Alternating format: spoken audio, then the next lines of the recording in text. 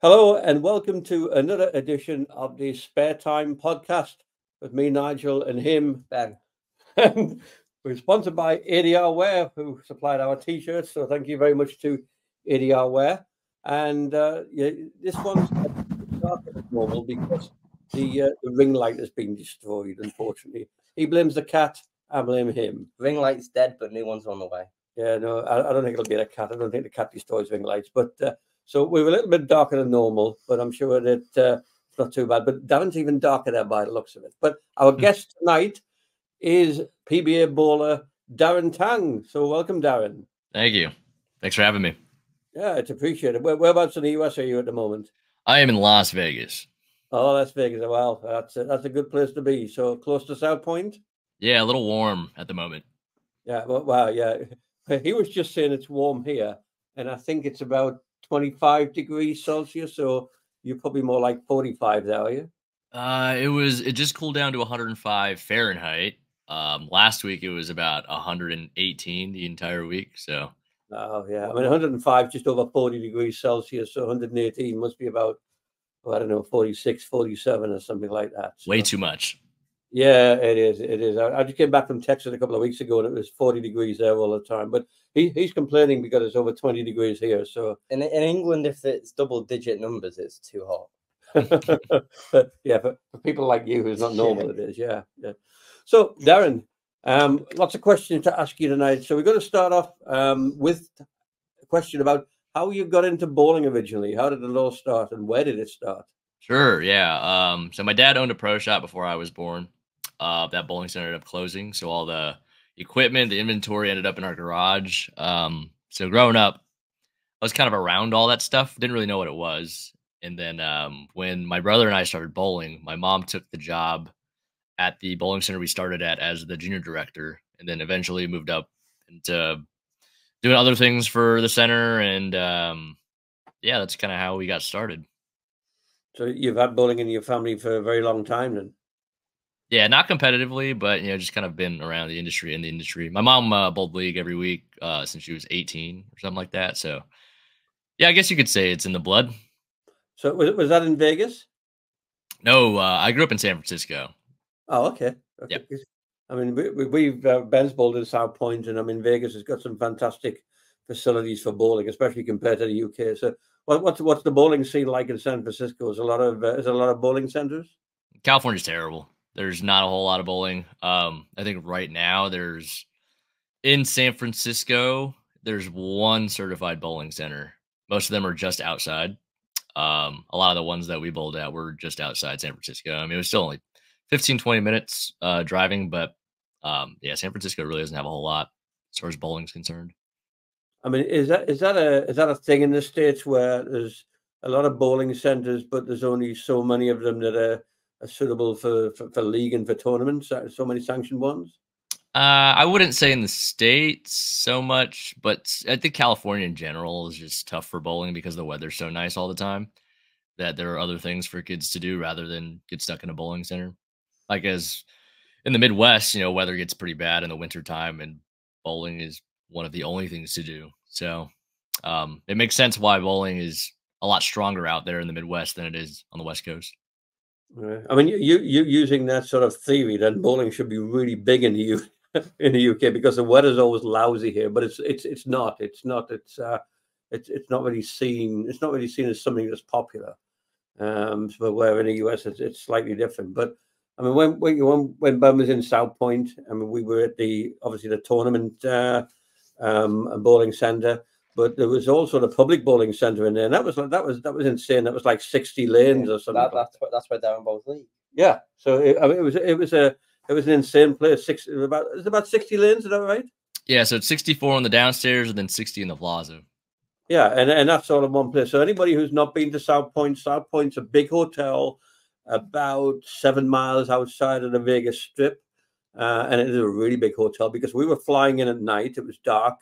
And the South Point was just like this beacon in the middle of darkness. Mm-hmm. We didn't know what it was at the time, but South Point's a massive hotel. And the tournament bowling alley is like on two sides, and each side has like a grandstand set of seats. And then you go upstairs and you have the public bowling alley, which is like 64 lanes, which is fantastic in itself. So you've got like I don't know, over 120 lanes of bowling alleys in one hotel. So I mean, you're really lucky to live somewhere like that with that type of facility. Yeah, South Point's kind of the hub for bowling. I guess rodeos too, because they have that up in the back. But yeah, a lot of bowling goes through South Point. We try to shoot some of our videos there, but they're just so busy all the time. You don't really realize that until you kind of look at their calendar and go, okay, there's that event, that event, that event. It's all back to back to back to back, and they're constantly in there, even when there aren't tournaments going on, just making sure the machines are running well and everything's just working. So when you started bowling, when you got into it, your parents got you into bowling, and presumably you were doing it for fun for a start. Yeah, it was I mean, like most kids, we played a lot of different sports: baseball, karate, basketball, golf. You know, a handful of different things. Probably leaving some things out, but the thing that stood out to me the most, just looking back, is we had baseball on the weekends. Mikey and I played Little League. You had to go to practice on Saturdays to play the games on Sundays. And as most of us know, Saturday morning league is a big youth thing, and we weren't willing to give that up. So after one season of baseball, we said we don't want to do this anymore because we don't want to skip league. So that is kind of where the passion stemmed, I think. You know, just everything kind of narrows its way into one field at some point, and yeah, I think that was the tell. So it started to happen when you were what sort of age? I started bowling when I was 8. Mikey was 6. We started at the same time. I realized I wanted to go pro when I was in high school, so everything I did was kind of geared towards that. My path in college was a little more difficult than I probably should have allowed it to be. I got my degree in mechanical engineering, so balancing that and bowling at the same time was a little difficult, but got through it, and here we are. I just want to bring it back. You mentioned that in high school, that's when you decided to, bowl professionally. What was sort of the catalyst that kind of switched in your mind? Like, all right, this is what I want to do for the rest of my life. Sure. Just watching on TV every Sunday, just being inspired by the guys that were on TV. I was a big Norm Duke, big Tommy Jones guy. Just love the way they presented themselves. Tommy and Norm were both entertainers. They both know how to win. And those are just the guys I looked up to, and I wanted to be like them growing up. So high school, after school, I went to the bowling center to practice pretty much every day. My mom would have to come pick me up, go there. Didn't do anything else in high school. No basketball, no after school extracurriculars. I didn't do anything. I was in the bowling center after school almost every day. Mm-hmm. So obviously you mentioned that you did a degree in mechanical engineering, and you said it was a bit tough. What was that like? I mean, I don't think I can count to 10, let alone do mechanical engineering. So, that must be really, really difficult, balancing such a difficult degree on top of the commitments of college bowling. Yeah, I'm not really sure if Mikey and I were gifted or if it was just the way we were raised, but we got pretty good grades. We didn't really study that hard in high school. I graduated with a 3.67, 3.92 weighted, I think. I was in almost the top 10% in my class, and I never studied for an exam. I just kind of got by. Yeah, I never did homework at home either. I either did it in homeroom or during lunch because I wanted to bowl. I wanted to play video games after school, so I just got everything done like during school hours. But college, I decided to kind of test myself. I was like, I didn't try very hard in high school. I kind of want to take the next step and push myself to be better, I guess. And that's what I decided to do. And looking back, it wasn't the smartest thing, but I don't regret it because it kind of taught me to manage my time a little better. There was a lot of adversity because I didn't really know how to study because I never studied in high school. So trying to prepare for exams and things like that. In college, you can't just walk through it and come out unscathed in a degree like that. But it taught me a lot. Mm-hmm. So obviously, you did your 4 years at college, you had your degree. How successful was your college bowling career?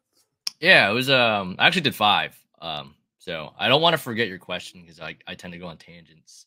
But I want to start with, I didn't want to, grind out a mechanical engineering degree in 4 years. Otherwise I probably wouldn't have been able to bowl because it just took that much time.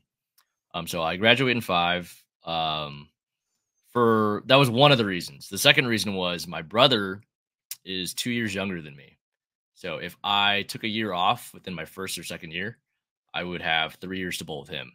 But there was no guarantee that he was going to come to San Jose State to bowl with me. But I took that risk. I bowled my first year. Wasn't terribly successful. Big learning year. Second year, we almost lost our program because of lack of membership. I didn't bowl. And then my brother did end up coming to San Jose State.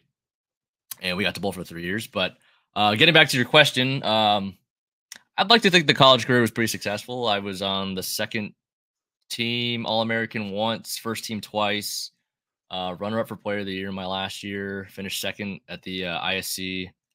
As first team accomplishments, we finished third in 2014 in Reno.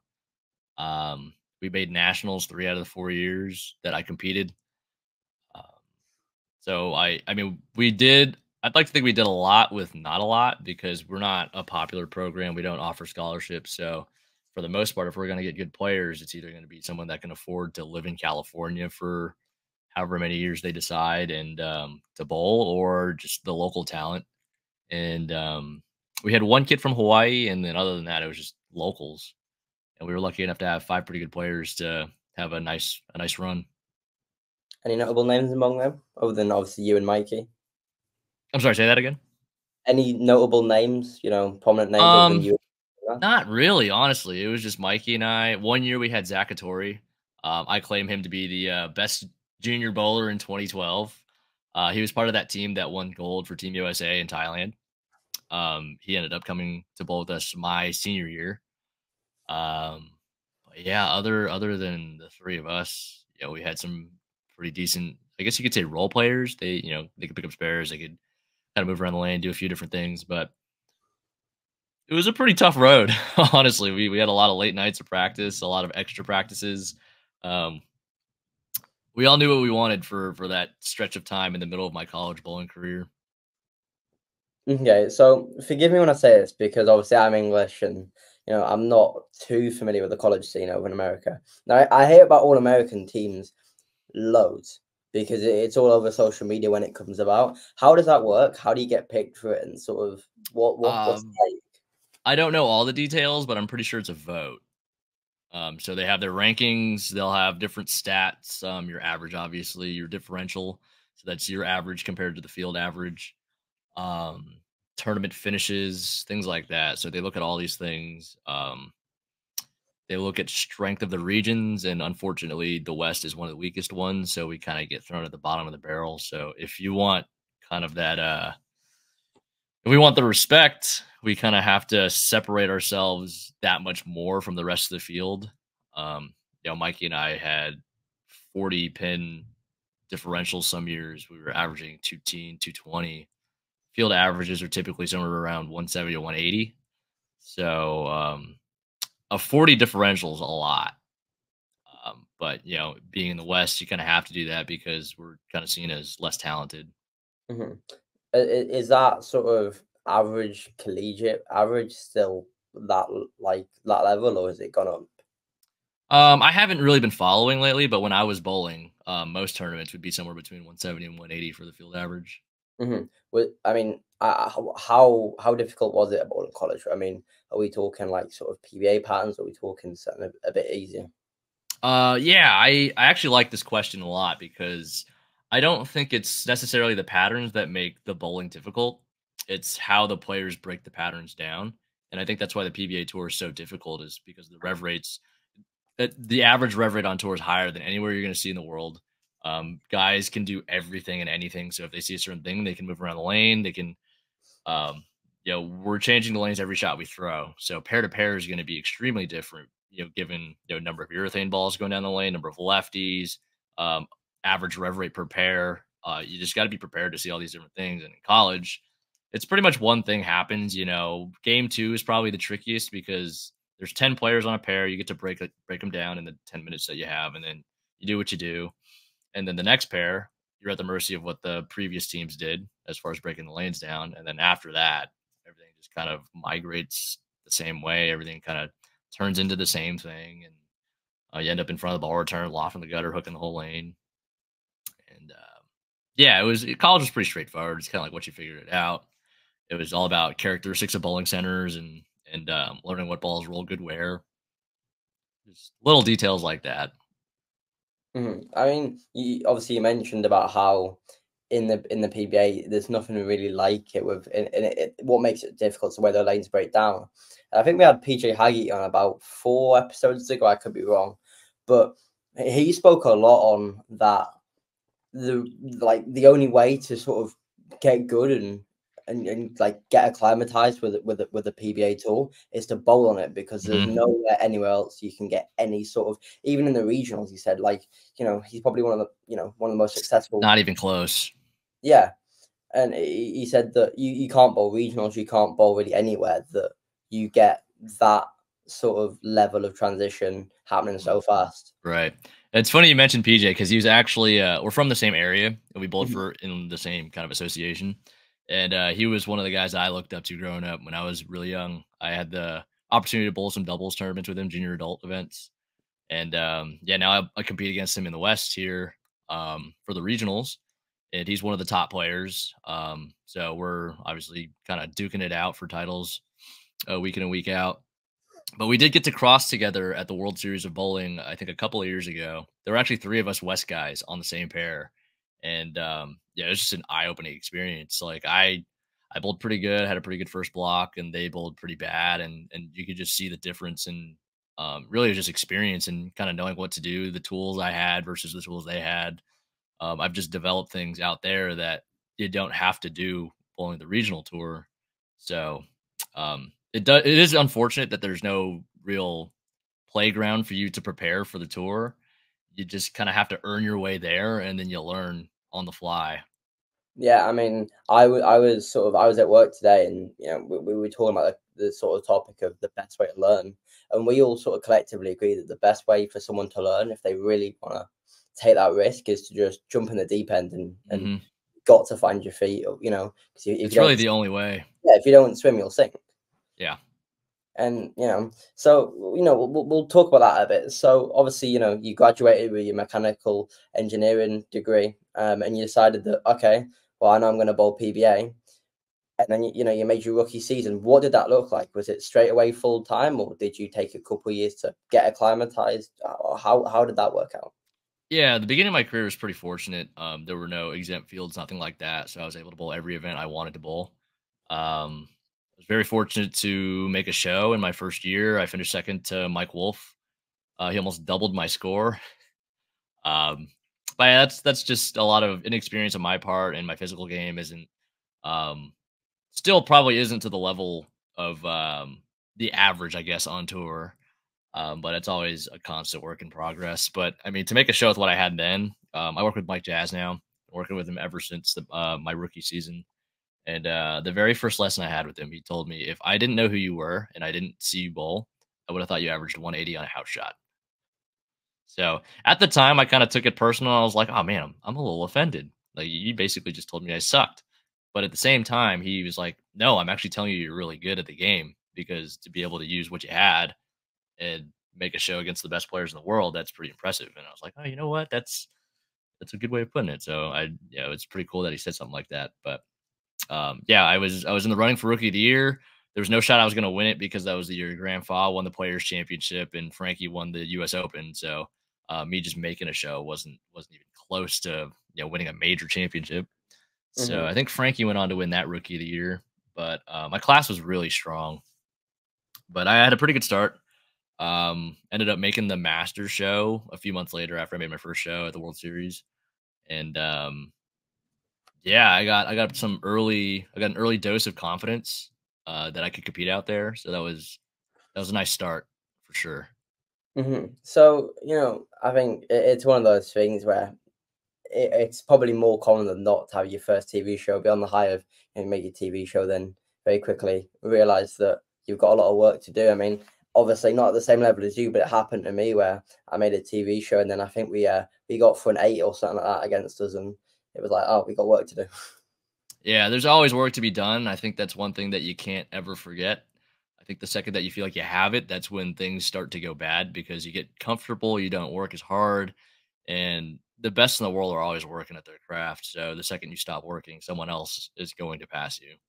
Yeah, I mean, I was speaking to a bowler who, he's definitely going to probably dabble in PBA in the coming years, but he's quite prominent over like sort of in Europe bowling, European bowling tour. And he said to me literally the other night, like, you'll think you're good until you go to America or Europe, then you'll realize you're not.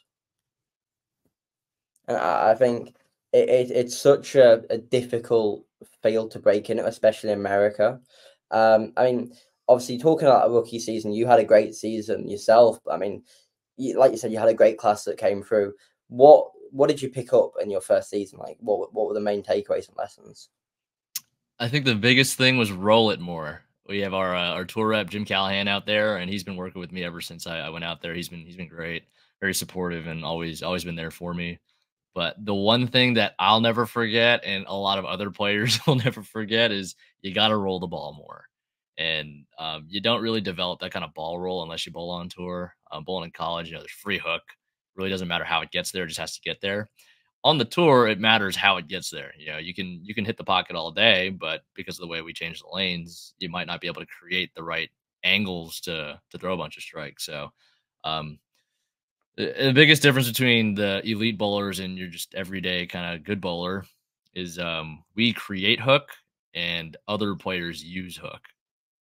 So I think that's another reason why a lot of really good players struggle on the easier patterns, the house shots, because there's kind of a window that you're supposed to play in when you bowl on house shots. And because we create so much hook, there's free hook. Now that's just magnified. So now we're forced to play a zone that's not ideal for the house shot. That's my explanation for why pros struggle on the easier stuff. Yeah. But yeah, I'm probably playing the wrong part of the lane in the league every week, but it's just kind of how it is. And, the league's just for fun anyways. I'm pulling two-handed. Yeah, I was literally thinking about this, to be fair. So obviously, it's no secret that you and I think Mikey as well, you both bowl two-handed in the league, and quite well, to be fair. Like, my question for you is, how did that come about, and is that something we could potentially see on the tour anytime soon? Yeah, my dad's been hounding me forever since I got on the tour. You need more power. You need more power. I'm like, Dad, no one has ever, like every coach, every ball rep, none of them has ever told me that. And they all want me to just do what I'm good at, maximize my results when I have it, and then, kind of fill in the gaps as we go. But no one ever told me that, hey, you need 50 more revs. But as I've been bowling two-handed, I'm starting to realize, the game is just so much easier if you do have the extra 50, 60 revs. A 480 rev rate as opposed to a 420 rev rate is enormous out there on tour. I mean, the difference is way bigger than like 420 to 370 because the average out there is 450 plus. 480 is a pretty good place to be. 500, you're on the slightly higher end. But if you can get the extra hit on a shot that you don't think is as good, or if you strike instead of flat 10 on a good shot, a couple more times, now you're adding, you look at it, you're adding 50, 60 to 100 pins per block instead of, whatever score you may have ended up with. So there's definitely merit to what my dad said. How soon we're going to see this on tour, I don't know. I'm planning to bowl some regionals two-handed just to kind of test the waters, get some two-handed experience. But I've been telling everyone, give me 2 years. Well, and you might see this on tour. Well, we'll have to wait for 2 years. Yeah. I mean, I made the switch personally about 9 months ago, probably now. And whenever I've bowled in Europe or whenever I've bowled something a bit harder, it's so much easier to strike. And it's not even just like you might see the lane a bit better. It's just the extra power. You can even throw it just not as good and it'll still strike. It's one of those things where you kind of go, I mean, my rev rate was terrible one-handed. I went from like 220 rev maybe to like 450 plus. Like, it's a huge difference. Oh yeah, definitely. If you're picking up 200 revs, that's a massive difference. But I have a lot of you kind of have those feelings when you throw a shot. So my one-handed feelings, if I don't throw it so good, I kind of know it's going to flat 10, and if I strike, it's a bonus. But if I make that same shot two-handed, and I feel like it's going to either miss the head pin, flat 10, or something like that, more often than not, it's flying back and it's burying the 8-pin. So it's kind of it's fun to do. And obviously, I've only been really bowling on house shots, so I don't really know what it's going to look like once I put it to test in the field. but I'm enjoying it more, and it's pretty eye opening, honestly. Let's take you back, Darren, to when you're in high school and then collegiate bowling. And we're finding here in the UK that a lot of kids are bowling for a lot of years, and they're getting to about the age of sort of finishing high school before college, and then the bowling stops. Is that a thing in the US? Do you see, you know, the guys you were bowling with in high school? Did you see a lot of that where they just find out of interest and disappear off and never continue, or is it how does that work there? Yeah, we actually didn't have high school bowling in San Francisco, so I couldn't really say on that. I had maybe, aside from Mikey, 2 or 3 other friends at the school that actually bowled.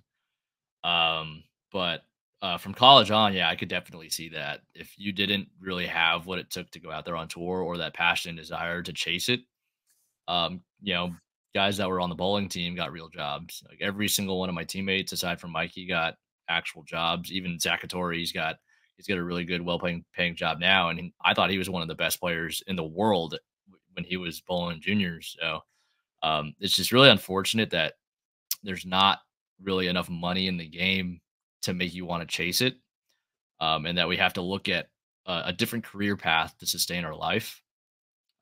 So that is probably the worst part about bowling, I would say, is that there's no incentive to really chase it.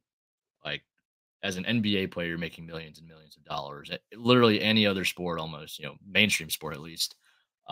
There's there's a reason to take the risk. In bowling, it's an actual risk. You can go out there and make nothing. Like I had a really bad year. I had $14,000 in earnings, and that's just not. That doesn't pay for anything really. I mean, it pays for my expenses to go out there and do it, but that doesn't sustain life. And I think that's the toughest part about deciding whether you're going to go out there or not. Like if you have a year like that, you're in trouble if you don't do anything else. Mm-hmm. I think it's one of those big things where there's a lot of sort of speculation and debate as to what you can do to increase the profile of bowling and get to the point where there is that much money where you might look at it where as it is in like NBA or football or anything like that, where you look at it and go, there's so many kids who are like, this is what I can do because I know if I get there, like I'm set up and that's my family set up and it's this. Well, I mean, obviously, I think you're the perfect example of what needs to be done in a way where you're making content that not only is good for bowlers, but I feel like it's some of like the videos you create. It's something that you could be not a bowler and still be able to watch and enjoy. So I kind of want to focus on your content now. Where did that all originate, and what was the motivation behind all of that? Yeah, so I think it all stems back from when we started the house. So the original members of the house, Brad and Kyle, Mikey, myself, Chris Vi, BJ Moore, and Tim Pfeiffer, actually, we're the original house members. We were just staying in a house together one time, and we were thinking about how cool it would be to see basically a content house for bowling, because we noticed a lot of other content creators kind of doing the same thing, doing just this content house, and they have this centralized location for all the fans to watch content where all these people come together and create content together. And obviously everyone else has their individual channels where, that kind of bleeds off into, and there we go. Boom. Business, making great money and having, being able to inspire people to just do whatever that content is based around. So that's where it started. Kind of evolved into adding Packy, Kevin, all the other guys that are in the house now. And Packy's kind of taken over that side of things because, as things go, when money gets involved, there's not always the same level of commitment across the board from everybody. So it's kind of hard to divvy up what we got coming in. So Packy is the main house guy now. But, Brad and Kyle are still going strong with their channel. And then obviously with content on my side, it's going very well. But how my own YouTube channel started, I was streaming one day on Twitch, and that's something I wanted to do different. I didn't want to do YouTube at first because it's like Brad and Kyle have YouTube. They're the pioneers there. Live streaming was kind of an untapped thing at the time for bowling. So I went that route, and I didn't want to start YouTube until I found the right person to help me create what I wanted to create. I wanted to do it right. I didn't want to just kind of put together scrap videos and go that route. So my editor and now business partner, Jesse, he was in my chat one day. He was getting into bowling and he offered his services, and we kind of struck up a deal, and the wheels started rolling. And here we are. So with the obviously you create a lot of content, and I think you've got 207 subscribers when I looked earlier on today. 1,000, give them the credit. 207,000. We knew what you meant. 207,000. I meant, yeah. And there's like 702 videos. I mean, that's some going. So how often do you produce a video? I wouldn't say it's consistent. Really, I mean, obviously once a week at least with the league videos. We'll meet up maybe once every 2 weeks, once every week to shoot some videos. We'll knock out 2 to 4 videos in one session, and we've got some videos in the bank that haven't come out yet. And then we do the ball reviews. So I'd say we probably are putting out 7 to 8 videos a month on average right now. Got some work to do. So I've got some work to do then. Some work to do, yeah. So do you find it easy to come up with original ideas for some of the videos rather than doing the same thing over and over again, which is probably the temptation? Is it difficult to come up with original ideas to try and keep the content fresh? Yeah, I mean, we're always looking around at other content creators that are successful and seeing what they're doing, trying to, whether it's golf or anything else, really. I mean, we had ideas from Mr. Beast to try to do Mr. Beast type videos involving bowling. I've been watching a lot of good golf or Garrett Clark on YouTube, and seeing how he has matches with all these different high profile either creators or other athletes. Like I think he had a match with Steph. Actually, I see it on my screen right now. That Good had a video with Steph Curry. We actually just did a video with a UFC fighter this past week. So that's kind of cool. The crossover, I think, is what needs to happen for anything to grow. It's all about collaborations. So it's really cool that he actually reached out to us to see if he can get a match. And Jesse set all that up. But I think having the creative mind with Jesse and then pairing that with my bowling experience kind of helps us create what we have, because he's always studying and looking around for different ideas to see how we can reach a broader audience. So I think we make a really good team, and trying to create content for everybody to see, just not just bowlers. I mean, I suppose if you turn the clock back like 25 years, I mean, I started bowling 1987, and things were very different in those days. There was no internet, there was no social media, there was nothing that we have today. And he doesn't believe that people didn't have cell phones and slight dig, and the internet didn't exist, and we had phones with had to dial the number. He wouldn't be able to figure that out. So we're lucky that we're in such a time where we've got things like YouTube, we've got social media, Instagram, Twitch, etc. So many different opportunities and channels to be able to promote bowling and to show what we're doing. Well, we didn't have that in the past. And you would have thought that with all those opportunities and the exposure that bowling can now get, that the profile of bowling as a sport would have been raised. And I mean, yeah, bowling is nowhere near something like the NBA or some similar sport to that. So what do you think needs to happen? What do you think is the tipping point that would elevate the sport of bowling to a higher level? Yeah, I think bowling's always been very old school.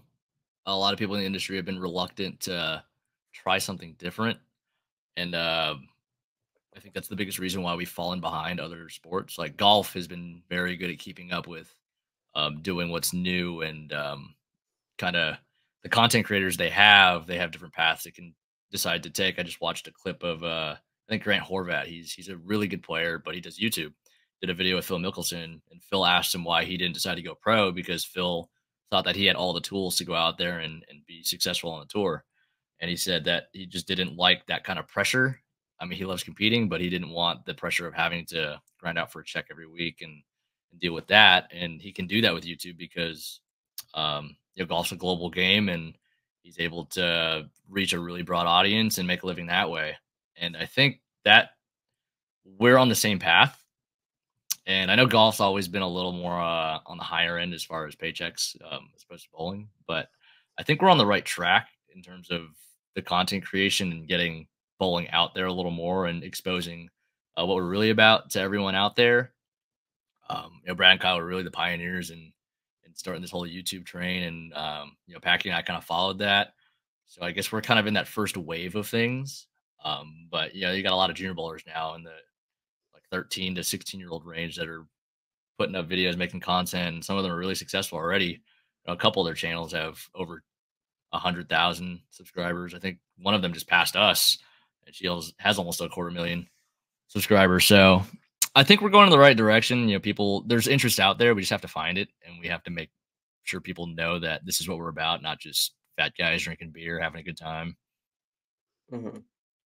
Yeah, I think that, if you look at other sports things, I use F1 as an example. I know it's quite away from bowling, but F1, every season they change the rule or do something else, and then they've got refueling of cars and a no refueling, and they've got so many different things that change every season. And that, although a lot of people disagree with some of the things that goes on in F1, it keeps it fresh, it keeps it interesting. But to me, in 1987, when I first started a bowl, we were just doing it for fun every Sunday night, and we used to see that the PBA used to be on the TVs on the lanes that weren't being used at the time, and we knew it was in the US, we knew it was pretty big in the US, but essentially what we were seeing on the TV in those days and what we see on the TV today isn't that much different. It's a little bit more, it's obviously more modern. The TV production's better and that sort of thing, but it's still the same game. And, it's difficult. I think what could be done with the sport to just get that bigger audience appeal. Yeah, I think even the UFC fighter that I just bowled against for our video, he said content's everything, social media, all that. That's the best way to market now. And I don't think bowling utilizes that enough, whether it's the PBA or the ball companies or any other company in the industry. Just not utilizing the right tools in the space to kind of market either their own companies or just bowling in general. I think that's what really needs to happen. Yeah. I think it's one day maybe something will happen, but there doesn't seem to be anybody of any one organization sort of taking the lead, as far as I can see, to try and do that. So it's difficult. And I know here in the UK, the bowling scene isn't as big as it is in the US. There's not as many bowling centers, and it seemed more like a pastime rather than a sport. And there's less and less centers in the UK that are interested in league bowling and in tournament bowling, mainly because they make the money off the general public. And is that a similar situation in the US? I'm sure it is. When the PBA comes to any location, there's a host fee, and a lot of times bowling centers are losing money on the PBA coming to wherever we're going, and I think that's partially because of the lack of marketing. And when the PBA comes to town, it should be great for the city, the town. It should bring in a lot of money, but it just doesn't. And I think it's largely because maybe it is seen as a pastime for a lot of people, or it's just not marketed well enough to where people know that we're going there, and people aren't willing to travel to these places to watch the pros. But at the same time, I think we're so accessible. Like, we're walking around just like everyday people, which I think is a positive for the pros, because we can go out and do everyday people things without really being bothered or getting slammed with a bunch of people trying to ask us for autographs or take pictures. But I think because we're so accessible, that exclusivity isn't really there to where you have that desire to get something that you can't have. Like, you can't readily go up to LeBron James and say, "Hey man, can I get a picture?" You kind of have to work for it, go out of your way, pay a lot of money for a ticket, and have the chance for that to happen. Like, you can go see Belm out grocery shopping and go, "Hey, man, can I get a picture?" And I'm sure he'll take a picture with you. Yeah, I mean, we saw Belmo in the restaurant in South Point, and Ben had a picture taken with him after he'd finished his meal. And you're right that the pros in PBA are accessible.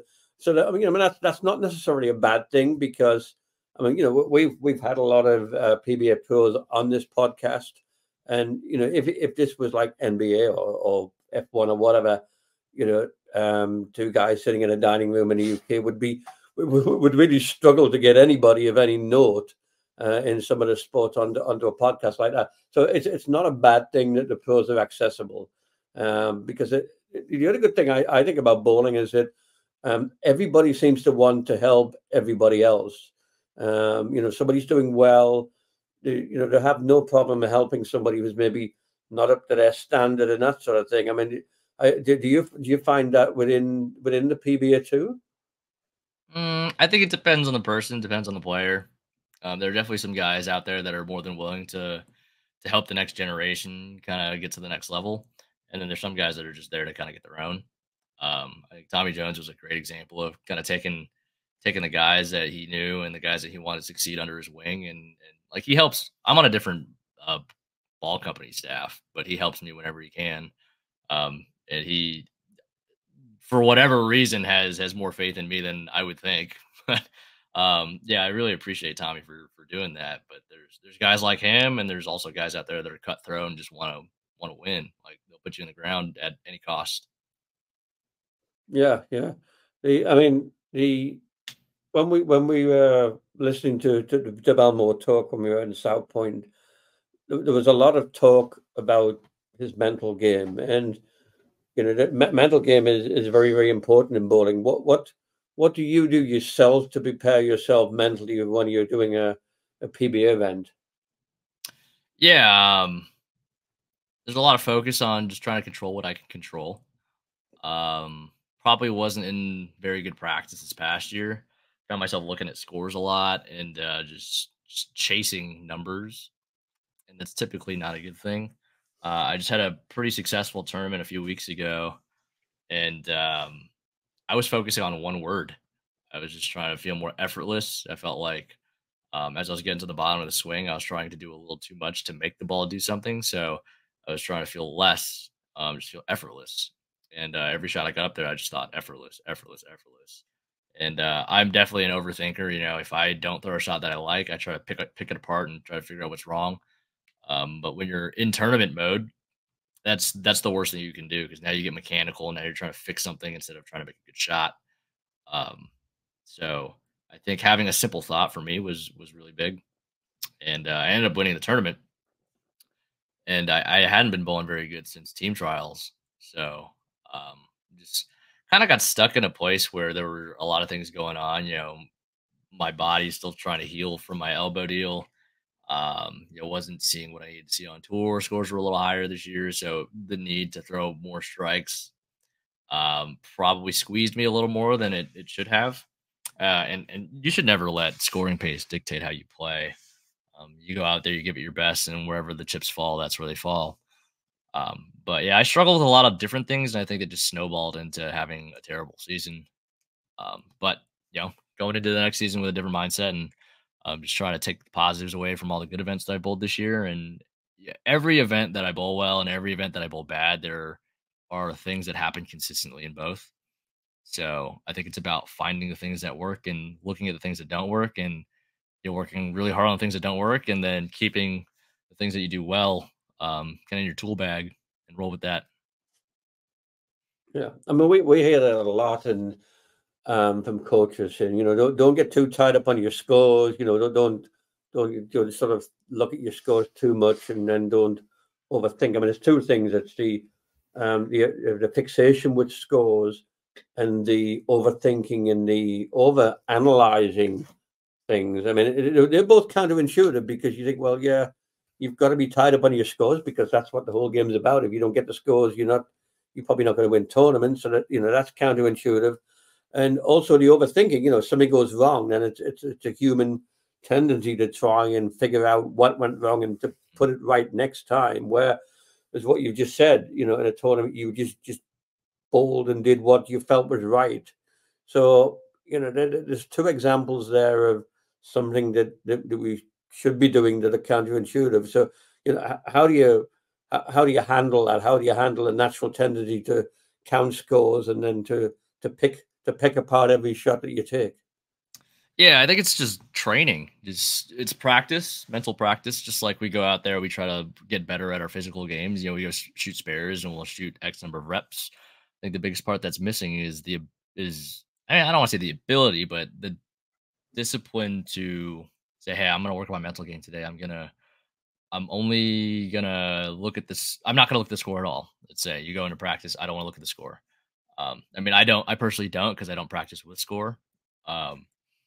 Or you walk into a practice session and you say, I'm going to have more patience with myself. I'm going to work on this thing. If it doesn't go well, I'm going to tell myself, go to the next one or something like that, because everything we do in practice is going to translate when we go down on the lanes for competition. And I've heard it before. You know, I've seen people get mad in practice, and sometimes the question comes up, you know, why are you getting mad? And he's like, oh, I'll do it now. It's fine in practice, but I won't do it in tournaments. But it's kind of crazy because we are practicing right now for the tournament. So if you're getting mad in practice, you're technically practicing getting mad, and that's going to carry over into the tournaments. So I think those are just a couple of ways to work on the mental game when you are physically practicing. Another way is just to listen to mental performance podcasts. We've had somebody, a mental performance coach, come out for Team USA and help us work on our mental games. Brian Kane, he's been really good. He has a podcast. He has a couple of different podcasts actually, but one of them, you know, it's only a couple minutes every day, and he says, don't do a lot of little, do a little a lot. So you know, going to the gym for 5 hours in one day is not going to equate to as much result as going to the gym 30 minutes every day, because you have that consistency. So I learned a lot from that guy. Not trying to plug him in your podcast by any means, but I think he's helped me out a lot in the mental aspect. Yeah, I think I mean, I was speaking to a sports psychologist, and he's talking about sport in general. He said when he coaches people playing sport, he tries to drill down on what the job actually is. So for 10-pin bowling, it's like, okay, you got one ball and 10 pins. All you got to do is knock the pins down. That's it. It's as simple as that. Don't complicate it anymore. I mean, you know, if you then start thinking about it and go, well, it's a lot more complicated than that. But he said that you just got to simplify it in your own mind, because it's the overthinking that kills everything. Yeah, it's like a double-edged sword, you know, like the thinking can help you in finding another solution if you can't figure out what's going on. But at the same time, if you're thinking way too much, now information overload, analysis paralysis, and then you find yourself unable to make the shot you want to make. So it's tough, you know, it's a blessing and a curse.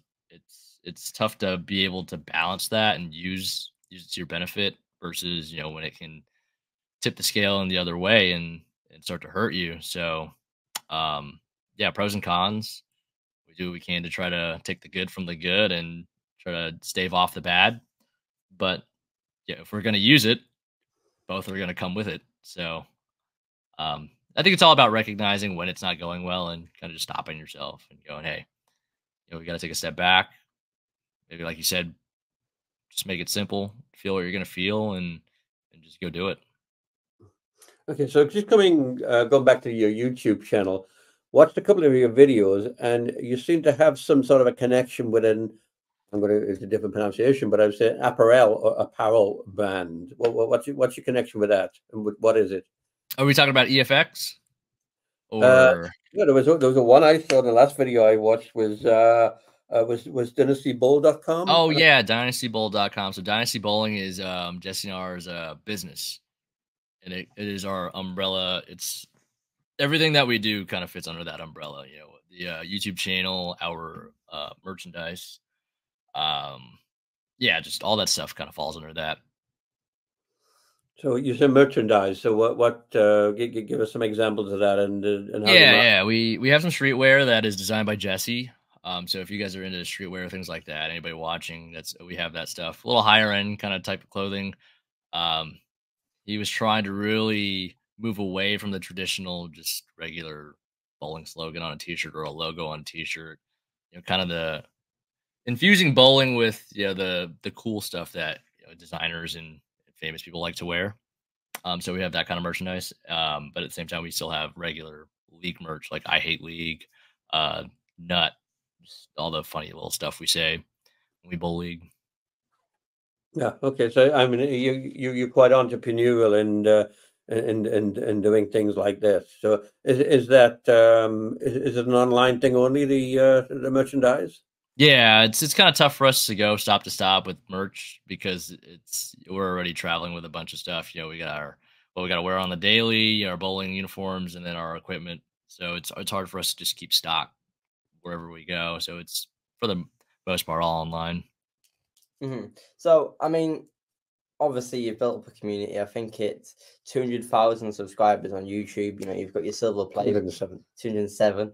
You've got your silver play button. I believe it's 74, 75K on Instagram.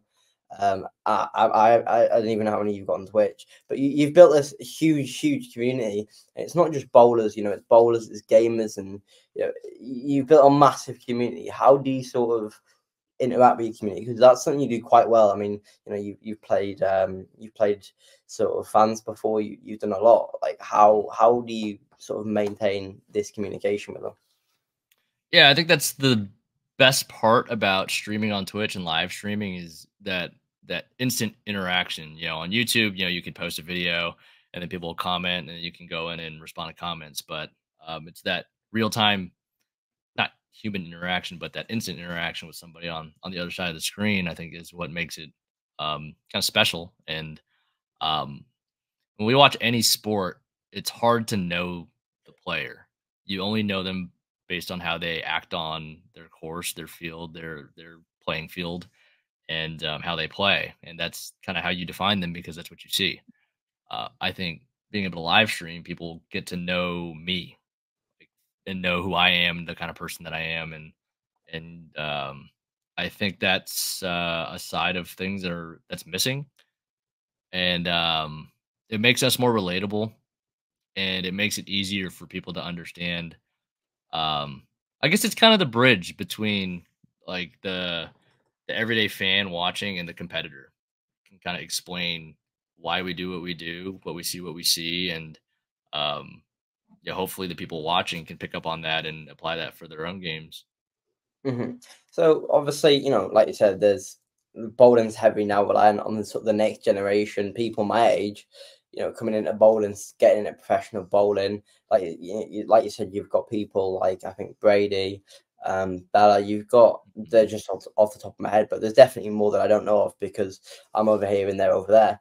These people creating content and they're getting thousands of views, but for people who are sort of sitting there going, well, I want to start, this looks quite cool, and and you can end up with opportunities like this where I'm speaking to you and we had Parker Bone on and Chris Barnes on. That's an opportunity that if you didn't do this, I wouldn't be sitting here, you wouldn't be sitting there. So I think it gives great experiences, but for someone who's sitting there contemplating whether they should try it, what would your advice be? This is another Brian Kane saying, and I like this a lot. It's the start that stops most. And if you want to do it, you just got to start. You'll figure out how to get it done as you go. You're going to hit some roadblocks, but you're going to find your way around them. You really just have to start because you don't know how it's going to go. You can't just plan it out. But don't be afraid to fail because it's going to happen. And in bowling, we lose way more often than we win. So it's better to learn how to handle loss as soon as you can. But just starting is the biggest key because you don't start, it's never going to happen. And so, what would the advice be to grow the platforms, whether that be YouTube, Instagram, or whatever it is that someone's doing? How could you give them a bit of advice to help grow the platform? I think consistency is probably the biggest thing. Just post as consistent as you can, as many platforms as you can. The more people see you, the more likely they are to follow you. I see that all the time on Instagram. Like if I see the same ad and it kind of piques my interest, even just a little bit, if I see it enough times, I'm going to click on it eventually. So if you put out content that people want to see, and there's an audience for everyone, you just got to find them. If they see it enough times, they're going to follow you. So consistency and quantity, I would say. Yeah, you mentioned just briefly before about how you're going to fail. There's going to be a lot of ups and downs and roadblocks along the way. What are sort of the challenges that you face setting up your your Twitch and your YouTube and your social media and all your sort of commercial side of your bowling career? A lot of it was just not really knowing what to do. Like with Twitch, it was learning how to use the operating system. And like I'm not a super tech savvy guy, so I don't really know the ins and outs on all this stuff. I built my own PC. I had a lot of help with that. Discord, I really had no idea how to use it. I was in a couple of servers, but it's kind of a tough app to really navigate if you've never done anything like that before. And I've had a lot of help with moderators and people to help me get this thing set up and running. And now it's like its own little biome. It kind of runs itself now, and I don't really have to kind of hover and make sure everything's going okay. But a lot of little kind of software, technical things like that I would kind of struggle with. But I've got plenty of resources and friends to be able to help me out, kind of iron things out and help this thing keep growing. So, you're just sort of at the start of your bowling career now. I mean, you've got another 30, 40 years, who knows how long you're going to bowl for. You might bowl at the PBA 50. You might have a great career and decide, you know what, I want to go play golf for the rest of my life, But, I think it's important to look at what the end goal is and what you want to leave behind, because I spoke to my dad about this a while ago, and this is why I keep asking people this question now. And, once you've kind of left something, you're gone and your presence is not there. But the one thing that's always left behind is your legacy. And I'm just curious as to what legacy that you're wanting to leave behind and how you envisage that. Right. Initially when I was in high school and decided I want to go pro, Hall of Fame was the goal, right? Got to win either 10 PBA Tour titles or 7 total with 2 majors. Very far away from that at the moment, but I mean, that's kind of something that I had to put into perspective for myself again, and really work towards that. Because when I was in college, I worked unbelievably hard. Like I'd stay in the bowling center for up to 5-6 hours, just accomplishing what I was trying to accomplish for the day, no matter what it was. And I just want to give thanks to Mike Hillman was big for me. He had a bowling center that was about 15 minutes away from our campus, and he let us come in and practice for as long as we needed. But just try to put that in perspective again and find the drive and passion to chase that, because I think my injury really kind of put a damper on that. And it's easy to fall into kind of the pessimism when you get hurt. You start overthinking and just that recovery process. It's something I've never had to deal with. So it's been kind of tough bowling the last couple of seasons through injury and through recovering. But I don't want to lean on that as an excuse as to why I bowled so bad, because the mental part of the game is, very powerful, and it could have easily got me over the hump in a lot of situations, and it just didn't this year. I kind of let it beat me. So that's something that I'm really trying to work on moving forward. But I think a more important legacy for me to leave behind is just impacting the game, inspiring people to chase not just bowling, but chase whatever they want in their dreams. Just knowing that if you put your mind to it, if you work, and it's going to sound really cliche, but it's true. You can achieve anything you set your mind to. If you want to do it, you can do it. And I want to let people know that they can. And, if more people start picking up bowling, and if I end up being a reason why this sport grows into something much bigger than it is now, then that's something that I'd like to leave behind. So what's next for you, Darren? With your bowling career and with your off the lane career, what's next? What is next? So for bowling, I'm going to be heading to Reno. Actually, no, I'm going to the Lucy next week. I don't know when this is going live, but July 25th through the 30th, I believe, is the Lucy mixed doubles event. And then I'll be bowling in Reno after that for Team USA in the Pan Am Championships. So very excited for that. I really like team bowling. I feel like I have a lot more to offer outside of just my own score. So that's something I love about team bowling is I can try to help my teammates be better themselves. So really excited for that. Outside of bowling and more on the content side, really just trying to find more people to collaborate with outside of the industry, kind of like this UFC fighter that found us. We'd like to find other communities that we can impact and hopefully inspire to pick up a bowling ball. Yeah, awesome. So the final question I've got for you, Darren, is if you had to nominate one person and help bring them onto the SpareTime podcast that you think's got a story to tell or you think would be good to bring on, who would you nominate? Ooh, I think my brother would be good because it's another perspective, kind of to the same story, but a different walk of life. He decided to take his career in a different direction, so I think it would be really cool. I mean, it'd be cool to have back-to-back episodes where you have either him and then me or me and then him, and then just kind of see how we see things, how we saw things going throughout life, and why we decided to do what we did.